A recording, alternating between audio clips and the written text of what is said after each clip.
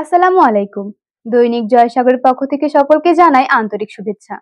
সাথে আছে আমি জান্নাতুল তাহিরা জ্যোতি। এখন সংবাদ শিরোনাম। চলে গেলেন না ফেরার দেশে সর্বকালের সর্বশ্রেষ্ঠ সন্তান ৭১ বীর মুক্তিযোদ্ধা মুনসের উদ্দিন শিকদার। এবার বিস্তারিত। মানিকগঞ্জ প্রতিনিধি আজহার হোসেনের প্রতিবেদনে।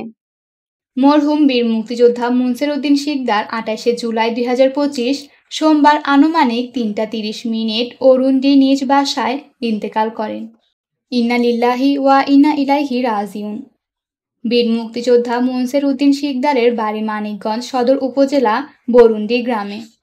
মরহুমের পরিবার সূত্রে জানা যায়, বীর মুক্তিযোদ্ধা মুনসের উদ্দিন শিকদার দীর্ঘদিন শ্বাসকষ্ট রোগে আক্রান্ত হয়ে শেষ নিঃশ্বাস ত্যাগ করেন।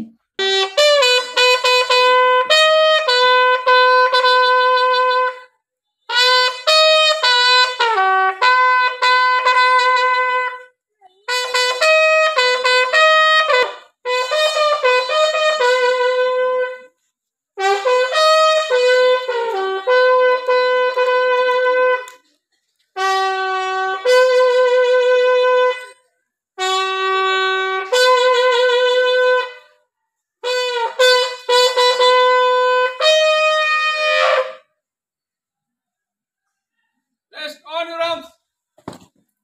Reverse. Left up.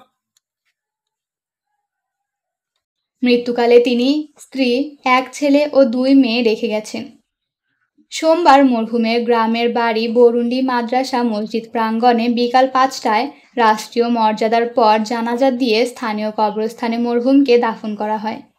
মরহুমের রাষ্ট্রীয় মর্যাদায় উপস্থিত ছিলেন গণপ্রজাতন্ত্রী বাংলাদেশ সরকারের সহকারী ম্যাজিস্ট্রেট ও এক্সিকিউটিভ ম্যাজিস্ট্রেট মোহাম্মদ শরীফুল্লাহ, জেলা প্রশাসক কার্যালয় মানিকগঞ্জ, এবং সাথে ছিলেন মোহাম্মদ আমিনুল, ইন্সপেক্টর মানিকগঞ্জ সদর থানা, মানিকগঞ্জ।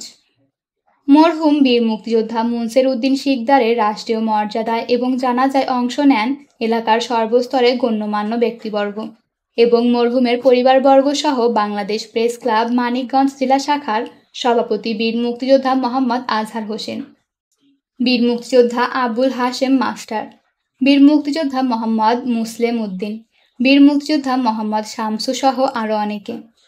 বীর মুক্তিযোদ্ধা মুনসের উদ্দিন শিকদারের মৃত্যুতে বাংলাদেশ মুক্তিযোদ্ধা সংসদ মানিকগঞ্জ জেলা শাখা এবং জাতীয়তাবাদী মুক্তিযোদ্ধা দল মানিকগঞ্জ জেলা শাখা গভীরভাবে শোক প্রকাশ করেন। সেই সাথে তার শোকাহত পরিবারের সদস্যদের প্রতি সমবেদনা জ্ঞাপন সহ মরহুমের আত্মার মাগফিরাত কামনা করেছেন।